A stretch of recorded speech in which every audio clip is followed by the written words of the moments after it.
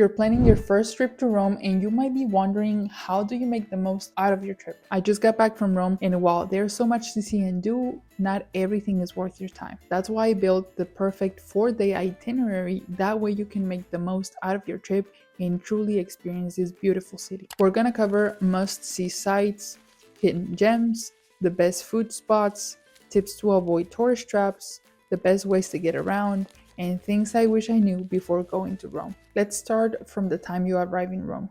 I wouldn't consider that to be day one because it's basically half a day. You still need to get there, find your hotel or Airbnb, and get situated. By the time you're done, you'll most likely need a nap, especially if you're traveling internationally. The day that you arrive is perfect to just walk around the city and see where everything is. Maybe go have dinner and after get some rest. The following day is your first full day in Rome. So with that being said, let's start with day number 1.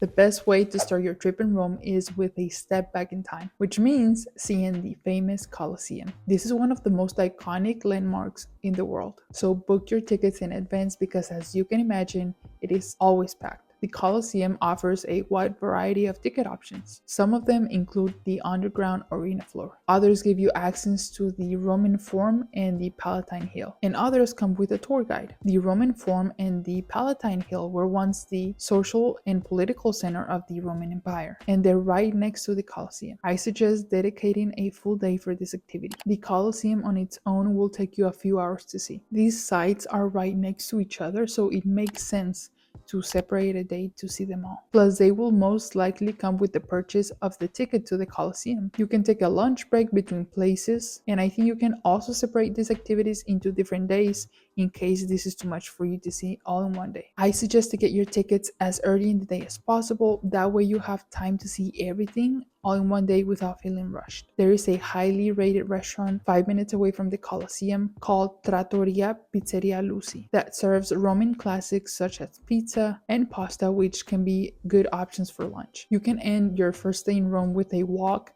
near Piazza Navona. Have dinner nearby and grab some gelato. For dinner, you can head to Ristorante Fiammetta, which is a favorite amongst locals. For authentic gelato, head to Gelateria Romana. Now let's go over day 2. Day 2 is all about the Vatican. Start early with a visit to the Vatican museums, where you'll see the stunning Sistine Chapel. Afterwards, you can head to St. Peter's Basilica. It's free to enter, but there's a small entrance fee to climb the dome, and it's totally worth it for the best Roman views. If you want to grab a quick Roman breakfast before your tour, I suggest to stop by Cafe Vaticano. It's right across the street and it's perfect for a cafe or a cornetto. After your Vatican visit, I suggest to avoid the restaurants near that place because they're most likely tourist traps. Instead, walk a few blocks and try Pizzarium Bonzi, a local favorite for gourmet pizza by the slice. Trust me, it's not just pizza, it's an experience. Another solid pick is Osteria de Comari. It's just a short walk from the Vatican. It's a cozy spot known for its fresh pasta and real Roman flavors. In the afternoon, head across the Tiber River to explore Trastevere. It's one of the most charming neighborhoods in Rome. It's colorful, laid back, and packed with character. For dinner in the evening, head to Trastevere. Look for a traditional Roman trattoria, like Osteria del Belli. And if you still have energy after dinner, wander through the cobblestone streets. Maybe grab a gelato and enjoy the local vibe of Rome. Now, day 3.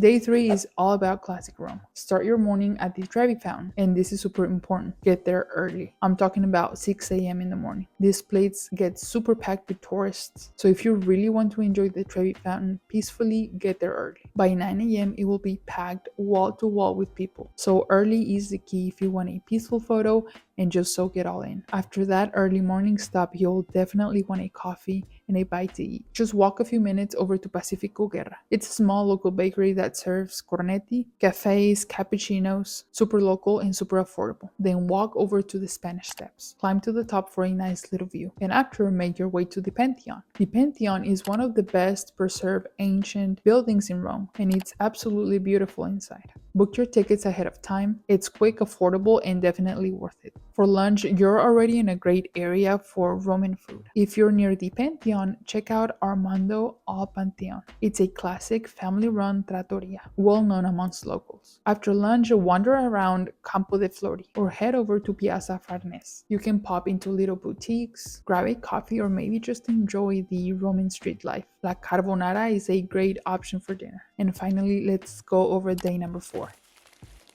Let your last day be a little bit more relaxed. Start with a cappuccino and cornetto near a local cafe. Then head over to Villa Forges Gardens for a peaceful walk or a bike ride. This is a great time for any missed spots. For your final night, head over to your favorite piazza or restaurant from earlier in the trip and just soak in your last day in Rome and maybe catch up on some sleep. I know the previous 3 days were very busy and maybe you didn't get as much sleep as you needed. Planning a trip to Rome can get overwhelming, especially if it's your first time. So if you're still in the planning stage, check out my last video where I go everything I wish I knew before visiting Rome for the very first time. It's a full guide that shows you the best times to visit Rome, shows you how to get affordable flights and accommodations, talks about the most common tourist traps, and much more. I'm sure it can help you get better prepared for your upcoming trip to Rome. I'm gonna leave it on the screen so you can watch it next.